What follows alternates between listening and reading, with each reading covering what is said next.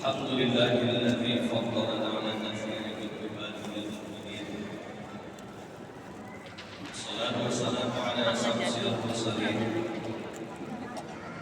wa qamaril nabiyyin wa siratil muttaqin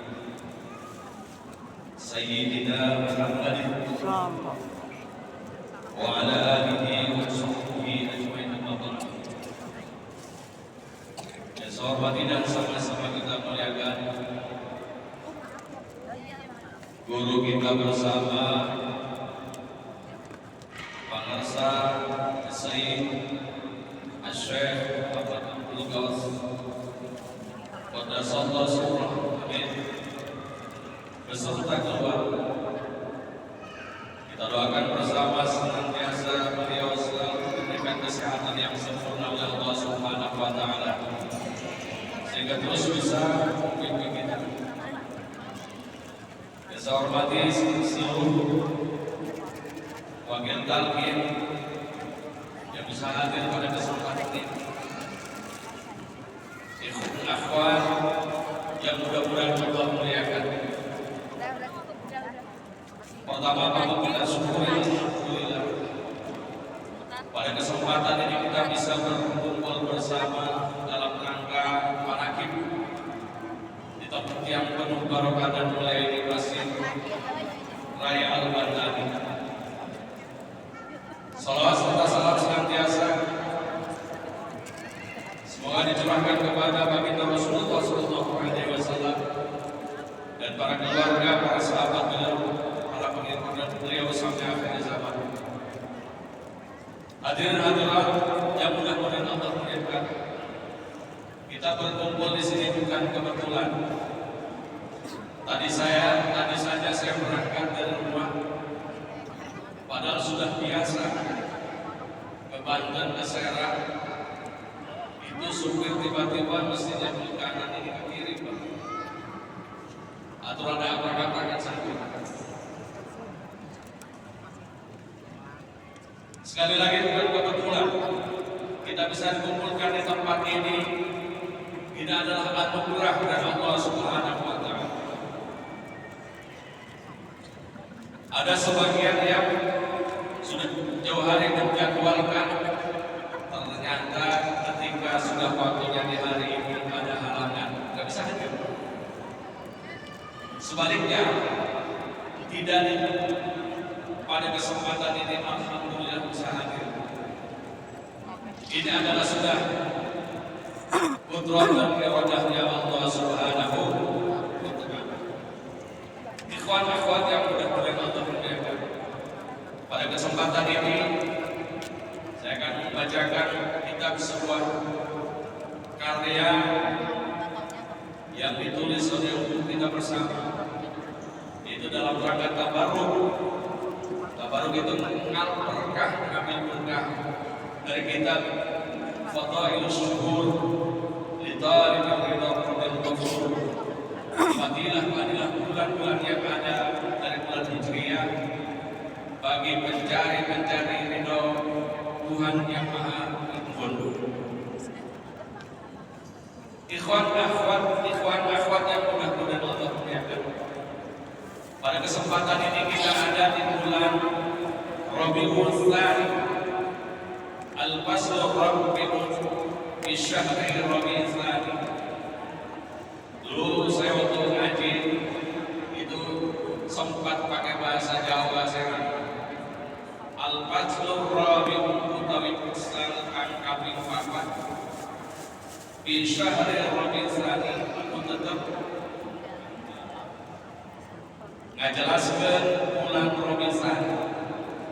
Sengaja saya artikan dengan bahasa Jawa sedikit, Pak. Ini membuktikan bahwa wakil talqin apa bisa baca kitab budi.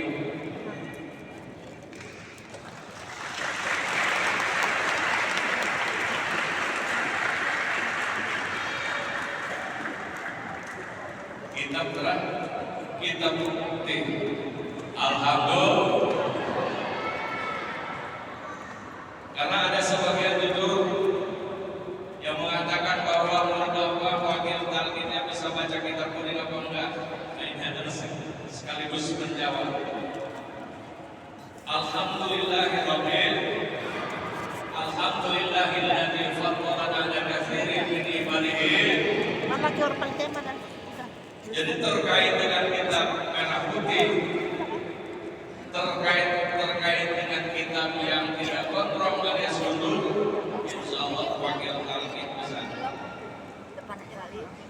Memang harus bisa dan harus menguasai. Kenapa? Karena ada sebagian yang kadang-kadang kita mengartikannya itu seolah-olah terjemahan dari yang biasa kita ucapkan.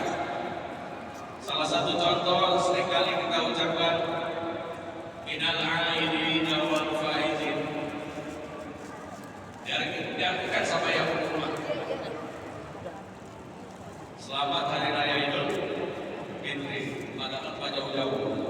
Minal aidina kalau diartikan dengan bahasa Jawa, minal aidina saking kongkang kabalik gawe wal faizina dan kongkang bahagia gawe, dari orang yang kembali semuanya dan orang yang bahagia semuanya. Kalau ngaji pondok ini adalah min hurjah asli, sehingga kutubu ta'ala wa alimin darba wa ma rohahu bil fi'li wa ma yahtawi ma'lam. Jadikanlah ta'ala qalibiin bagi jar atau yang sebangsanya yaitu darab dengan fi'il atau syibi fi'ilnya. Jadi karena lumrah minal aidina sudah dikatakan setiap tahun, sehingga kita termasuk orang-orang yang dianggap cerdas. Wa hadu ma'imula mudaridun kama, membuang sesuatu yang sudah lumrah itu boleh. Ini cerdas kamu berarti. Alhamdulillah. Jadi kalau ditahirkan bengalanya, wa ja'alana minal aidina wal faizin, wa ja'alana wa iyyakum minal aidina wal faizin. Taqabbalallahu minna wa minkum taqabbal ya karim. Lengkapnya. Kenapa ini saya bahas sedikit? Karena sekali lagi bahwa untuk menghilangkan sebagian pemahaman, sebagian sangkaan bahwa wakil kita itu nggak bisa kaji kitab merah putih. Hadirin-hadirat ikhwan akhwat yang mudah-mudahan Allah muliakan. Di bulan Ramadan, Ramadan yang ke-8, Ramadan ini hurufnya ada 10. Walahu asyaratu ahrufin, memiliki 10 huruf. Yang pertama bahwa ya roh, yang pertama adalah roh. Yang kedua ba. Yang ketiga wal ainu ain. Yang keempat wal aliful awwal, alif yang pertama. Berikutnya adalah wal lamul awwal, lam yang pertama. Wasa dan huruf sa.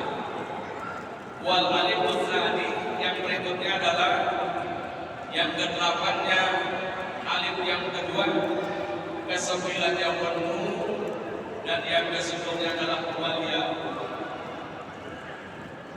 Satu roh lain artinya kotoran. Kemudian itu kedua ba, birrul walidain, yaitu berbuat baik kepada kedua orang,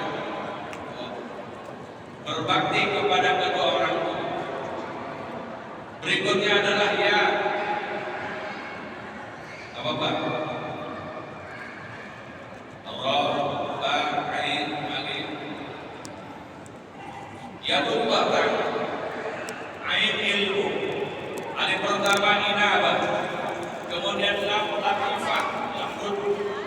Yang sa adalah sabab pahala. Yang berikutnya adalah alif yang kedua iman. 9, 10. Ya. Ikhwan akhwat yang mudah-mudahan Allah muliakan. Dari 10 huruf yang ada itu saya akan membahas tentang birrul walidain, berubah, berbakti kepada kedua orang tua. Wa amal ba'u bi hadza syahri birrul walidain. Adapun ba pada bulan ini yaitu Ramadan adalah birrul walidain, berbakti pada kedua orang tua. Allah Subhanahu wa taala berfirman, "Ya ayyuhan nas, u'budu rabbakum alladzi khalaqakum walladzina min qablikum la'allakum tattaqun." Hai orang-orang yang beriman, ya ayyuhan nas, wahai manusia, sembahlah kepada Tuhan kalian semua yang menciptakan kalian semua dan juga orang-orang yang sebelum kamu, agar kamu bertakwa. Ma'asyiral muslimin yang mudah-mudahan Allah muliakan, terkait dengan birrul walidain, ini bukan saja ayat Al-Quran tadi yang dibacakan. Baginda Rasulullah Sallallahu Alaihi Wasallam juga, sebagaimana guru kita tuliskan di sini, beliau kanjeng Nabi bersabda, qala Rasulullah Sallallahu Alaihi Wasallam, la'anat man intasaba ila ghairi abihi wa la'anat man farraqa bainal walidati wa walidiha wa bainal akhi wa akhihi wa la'anallahu man la'ana walidayhi. Allah melaknat orang yang menasabkan kepada selain bapaknya, si Jaid padahal bukan anak daripada si Bakar, kemudian si Jaid mengaku anak si Bakar. Ini dilaknat oleh Allah Subhanahu wa taala. Harus sesuai. Kalau memang Jaid itu anaknya si Bakar, anaknya si Umar, ya tadi saya hidup Umar. Kalau mengakukan kepada selain ayahnya, bapaknya, itu termasuk yang dilaknat oleh Allah Subhanahu. Dan juga Allah melaknat kepada orang yang memisahkan antara ibunya dan anaknya. Ini makanya bukan hanya sekedar manusia, tapi bagian daripada adab juga. Di antara kita sudah paham, kalau binatang misal kambing punya anak yang masih disusui, ya, cukup pada orang tua, itu biasanya anaknya tidak akan dipisahkan dari ibunya dulu, karena masih membutuhkan kepada ibu. Itu hewan, apalagi manusia. Kemudian juga melaknat, memisahkan antara saudara dengan saudara. Melaknat Allah Subhanahu wa taala kepada orang yang melaknat kepada kedua orang tua. Orang tuanya yang mestinya dihormati malah tidak dihormati. Makanya dalam ayat berikutnya Allah Subhanahu wa taala berfirman, ada di depannya itu di belakangnya, wala taqulhuma uff wala tanharhuma wa qul lahumā qawlan karīman. Jangan sampai mengucapkan kepada kedua orang tua uff, cis, misalnya anaknya disuruh keluar bukan oleh tolong ibu beliin sayur ya atau terasi lah, kata anaknya pakai nyuruh-nyuruh ke saya beli terasi lagi, padahal ketika itu dilakukan oleh warung saja hanya tinggal berapa langkah. Ketika anaknya mengucapkan lain celaknya, itu termasuk kepada kategori tidak birrul walidain, masuk kepada hukumul walidain, yaitu durhaka kepada orang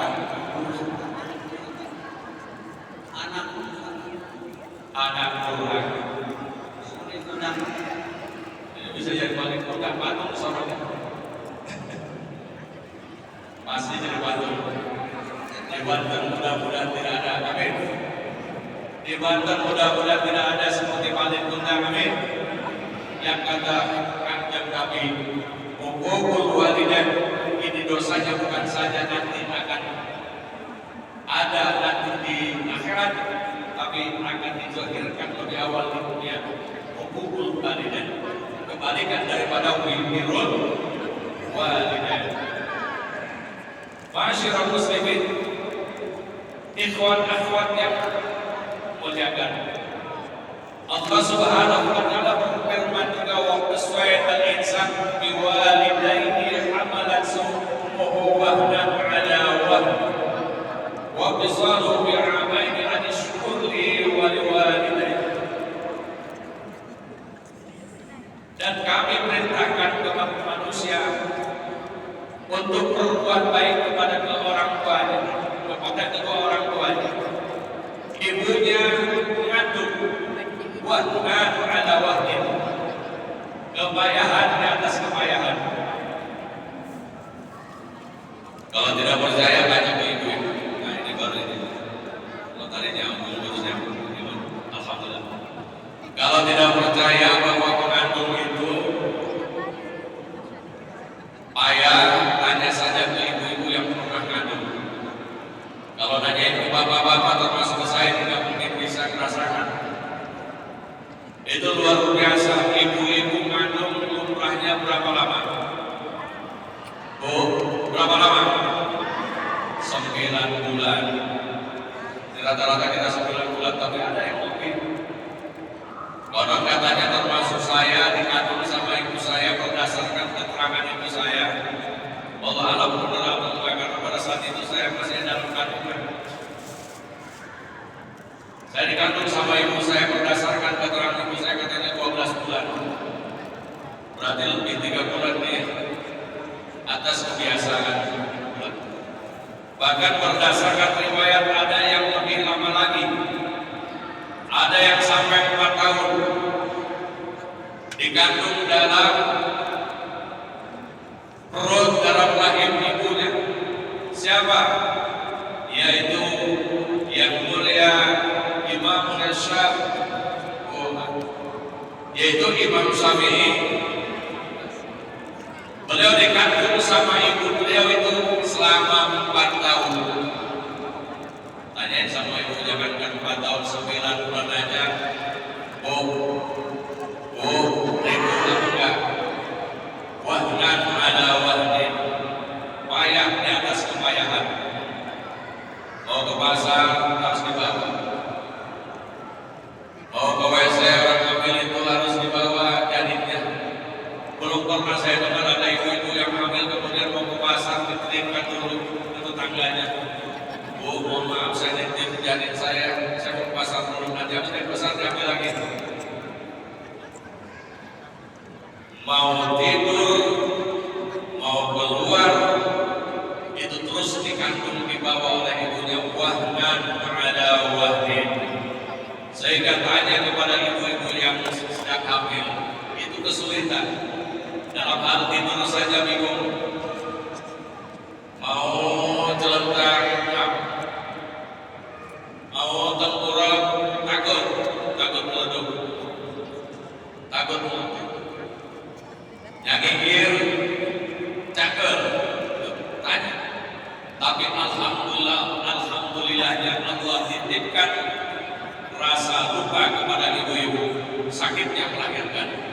Ketika melahirkan, lama selesai nifas, kemudian dideketin lagi sama suaminya, alhamdulillah sakit melahirkan itu lupa. Bayangkan kalau misalnya tidak sampai lupa itu ibu-ibu, gak bakal maaf dideketin lagi. Hadirin hadirat yang mudah-mudahan Allah muliakan, ikhwan akhwat, Kanjeng Nabi Muhammad sallallahu alaihi wasallam terkait dengan birrul walidain. Birrul walidain yazidu bil umri wal kadhibu yanqusu rizqa wad du'a'u yarudul qada. Rawahu Abu Syekh wa Ibnu Adi an Abi Hurairah. Baginda Rasulullah sallallahu alaihi wasallam sampaikan bahwa berbakti kepada kedua orang tua akan menambahkan kepada umur. Berbohong bisa mengurangi rezeki. Kalau jualan biasa dagang, berbohong, apalagi ditambah sumpah itu cepat. Tapi berkahnya kurang. Cepat laku tapi berkahnya kurang. Coba jaga. Kalau seorang jualan anggap sebuah wallahi demi Allah demi Rasulullah di barang saya mana yang bagus kepincut gak? Cepat laku tapi barokahnya kurang. Wa du'a yarudul qada, dan doa adalah bisa menolak kepada qada ketetapan. Ada yang nanya ke saya, Pak, eta birrul walidain yazidu bil umri, bisa menambahkan usia. Kan katanya usia seseorang itu sudah ditentukan. Kenapa bisa nambah, bisa kurang? Nah, pernah saya jawab bahwa terkait dengan nambah atau kurang itu, bahwa qadanya Allah Subhanahu wa Ta'ala itu terbagi dua. Ada qada umroh, ada qada halal. Qada umroh itu adalah sesuatu ketetapan Allah Subhanahu wa Ta'ala yang tidak bisa dirubah-rubah lagi.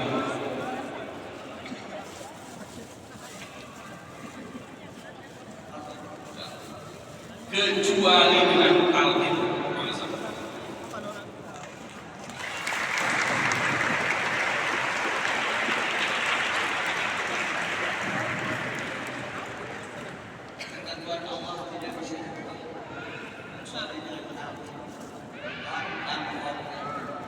Ketentuan Allah tidak bisa dirubah kecuali dengan talqin.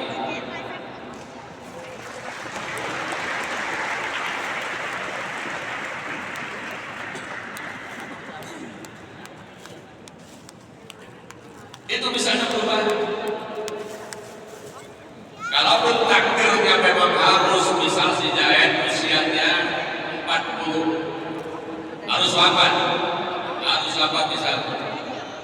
Karena berkah talqin ini bisa jadi usianya 40 itu, tapi dihitungnya bukan 40. Nilainya beda. Sehingga kalau anak dan kalau umroh, yang umroh sesuatu yang tidak bisa ditawar-tawar lagi, sementara anak itu masih bisa digantungkan. Misal si Jaed hidupnya miskin kalau dia tidak usaha, tapi kalau usaha dia kaya, berarti mualaf.